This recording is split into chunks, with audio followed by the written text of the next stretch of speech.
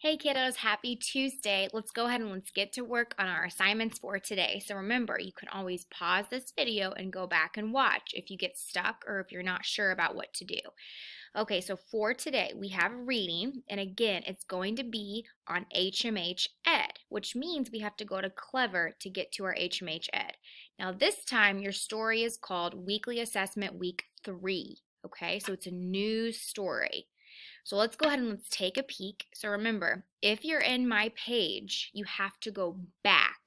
It's not in this page, so you got to hit back. And remember, if Clever is being weird, if something glitches and doesn't go right, the best thing to do is exit out of it and reopen it. Remember? Or reload your computer. That's always something to do in case something weird happens. So go ahead and click on your Ed. Now, once you click on your Ed, you're going to see your assignments. Now, remember, if your assignment is not there, then you want to go up where it says assignments and it will be waiting for you.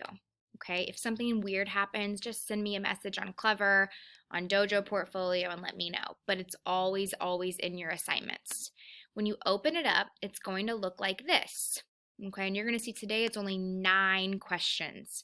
Now, for this story today, it's called The Three Brothers, and it's another play. Check this out. We have characters. We have Act 1, Scene 1. We're at Otto's farm. So as you read this play, there's only 2 scenes, so it's not as long of a story as yesterday. But as you read this, remember how we read plays, how you read it like it's the character. And remember, these things here set the scene in the parentheses. Remember what those parentheses are? It tells you what's going on, what someone's doing. So check this out right here. The narrator starts talking and then Hans enters. Remember, so that's what Hans is doing. So he's entering in the room. Good morning, Father. I'm off to milk the cows, brush the horses, and feed the pigs. He walks into the barn. So as you're reading this, I want you to imagine what's happening. That will help your brain visualize what's going on in the story. Now, look at this first question. How is the narrator different from the other characters? We've talked so much about this. How is a narrator different? So once you finish that question, you're going to go to next and keep working. So that's what you're doing for your reading today. Remember, go to Clever. Once you're in your Clever, you're going to click on Ed, and it will take you to the assignment. Now, if you, for some reason, didn't get done with your assignment yesterday, then you're going to have 2 assignments to do. So it's a good day for you to catch up on something you're missing. But let's go ahead and let's look at what's next. We have a language. So if you're not done with, you can pause the video right here and then come back and watch it. Today is language, and it's on your Schoology language course. We're going to go ahead and go to that right now, and it's going to be, oh, that's math. There we go. It's going to be called Quotation Marks Quiz. Now, you're going to read each sentence, and you're going to add quotation marks where they are needed. So get your color. So here's the first sentence. Hello, I said to my new neighbor. So what did I say? I just said hello. Oop, I kind of messed that one up. Look, it's really easy to fix. Hello, I said to my new neighbor. What a wonderful day, shouted Liz. What did Liz say? Liz said this. Remember, you're going to hug. You're going to put those quotes around what someone is saying. Okay? Now, when you get done with those 5, you're going to go to number 2. And for this one, you're going to do typing. So you're going to rewrite each sentence using correct quotation marks. Here's an example. Get plenty of sleep, my teacher said the night before the test. What did my teacher say? Get plenty of sleep, comma, my teacher said the night before the test. So you're going to rewrite this sentence. Do you want ice cream? Asked Jackson. What did Jackson ask? He said, do you want ice cream? So here's how we make quotation marks on our computer. Remember, you're going to hold the shift button down, and then you're going to press the button. It's actually right above it, and it has 2 little quotation marks. You're going to see those 2 little marks. So press shift and then press that little key, and it makes it. Do you see it? It makes it. So practice doing that. So we got to retype it. Capital D, do you ice cream? Our question mark, another quotation mark. Forget your period. Okay, and you're going to go to the next one. Kiera said, I think we're going to the movies. So what did Kiera say? I think we're going to the movies. So we have to write that. So like Kiera, quotation marks, I think we're going to the movies. Period, quotation marks. So you're going to keep working on this. Take your time, friends. Do not rush. Do not rush. Make sure you're not missing a comma, you don't miss periods, and you get your quotation marks. Okay? Last but not least, let's go to number 3. Now, number 3, you get to make up your own sentence using quotation marks. So you're going to create your very own. So if you want to look back at number 2 for help, you can. Like if you want to create, like I said Randy, I said Kiera, I said Jackson, I said Levi. Now make up your own sentence. You could make it up about me. You could make it up about someone in your family. What did they say? You could say, my brother said, what did your brother say? You could say, Mrs. Bush said. Make up your own sentence. When you're done, you're going to click review and then finish. Make sure you finish it. So that's what you're doing for language today. Now for math today, you're going to go back in your book. So remember, it's module 3, and it's going to be, let me move this right here. Remember, it's module 3, and it's going to be on page 14. So let's get to page 14 right now. And you're going to see in your book how you're going to be counting. Can you see this?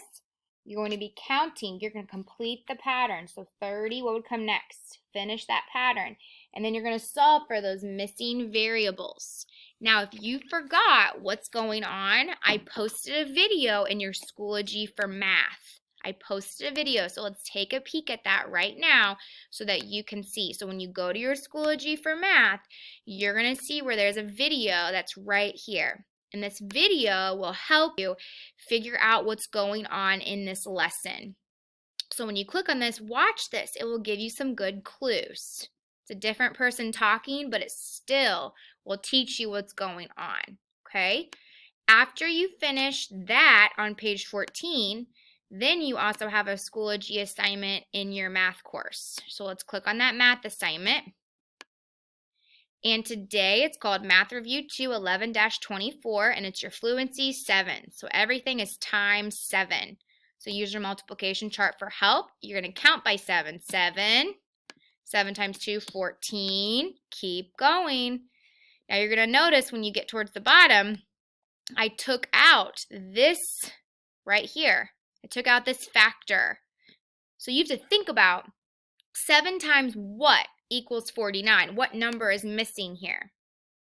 So you can go to your multiplication chart, start at the 7, go down to get to 49, then go over. Or you can count by 7s. 7, you can count by 7s, and you can count in your head because you're adding. Remember, all multiplication is repeated addition. So 7, 14, 21, 28, 35, 42, 49. So 7 times 7 is 49 because 7 plus 7 plus 7 plus 7 plus 7 plus 7 plus 7. And you all have a whiteboard there to give yourself some help in case you get stuck. You're going to see some division problems. So you're thinking 35 divided by 7. You can draw a tape diagram. 35 is your total. Put it in 7 different groups. How much is in each group? Okay, so you have lots of tools to do to solve this. Number 2, rounding to the nearest 10. So here are some examples. Remember, 4 or less goes back, 5 or more goes forward. So 62 rounds to 60 and 85 rounds to 90 because that 5 makes the 8 go up. So what would 56 round to? The nearest 10. So 10, 20, 30, 40, 50, 60, 70, 80, 90. And then when we get to that hundreds, like this one, 324, you're not going to tell me 300. It would be 300 what? 320 or 330? You're going to have to think about that. Now go to number 3. This time you're going to round to the nearest 100. So 100, 200, 300, 400, 500. Think about that. So 433 rounds to 400 because when you underline the 4 and you look to the right, the 3 makes the 4. Stay at 400. Okay, now go to number 4. And for number 4, you're going to read it, draw it, write it. So let's read this together. Josh's apple weighs 93 grams. His pear weighs 152 grams. What is the total weight of the apple and the pear? So if I were to put the apple and the pear together, so you're going to get some scrap paper or use your whiteboard and draw the problem to help you solve. That's the drawing part of the RDW. And then when you think you found the answer, you're going to write a complete sentence. So what is the total weight of the apple and the pear? The total weight of the is, and then you're going to fill in that. But you're going to have to use your math skills to find the total. Okay, when you're done, hit review and then hit finish. All right, we're working our way. Okay, so now we have science. Okay, friends, so look at your science today. In your science, you have Science on Schoology, and it's on your science course, and it's your Thanksgiving Mystery Science essay. So yesterday, you guys got into your Schoology, and when we go to our courses, you watch that Mystery Science video. If you didn't do it, go back and do it again. If you forgot to do it, then look at it, or you can even re-watch it. But today you have a Mystery Science essay. So here's what it looks like. Thanksgiving Mystery Science essay. Ooh, look at this picture. So here's the question. Many people in the United States eat turkey on Thanksgiving. People in Ghana eat yams for the festival of Homowa. Think about your favorite food. Can you guys think about your favorite food? Please invent a holiday to celebrate the food. What would you call your day? What time of the year would it be? What special things would you do on that day?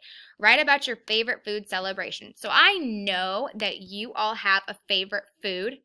Imagine if there was a whole holiday to celebrate that one food. Just imagine that. What would you call your holiday? So some of you have a favorite food. Maybe it's something sweet. Maybe it's something salty. What's your favorite food? And you're going to write a story about your favorite food celebration. What would you call your celebration? When would it be? Would it be November, December, January? Would it be in the winter? Would it be in the summer? When would your special food holiday be? Okay, this is fun. I can't wait to read your writing, all right? It's going to be lots of fun to read that. And then, of course, you have technology time today. You have Zearn for 15 minutes, and then you have Edmentum for 30. Okay, my friends? And boys and girls, this is also a great day to see if you have any missing work on your Schoology page. You can go through and check it. And if you forgot to do something from yesterday, you can get that caught up today. Okay? Good luck, everybody. You guys are going to rock it. Remember, go back and watch this video if you get stuck. Good luck. See you guys later. Actually, I'll see you next week. Have a wonderful Thanksgiving, and I'll see you next week. Bye, everybody.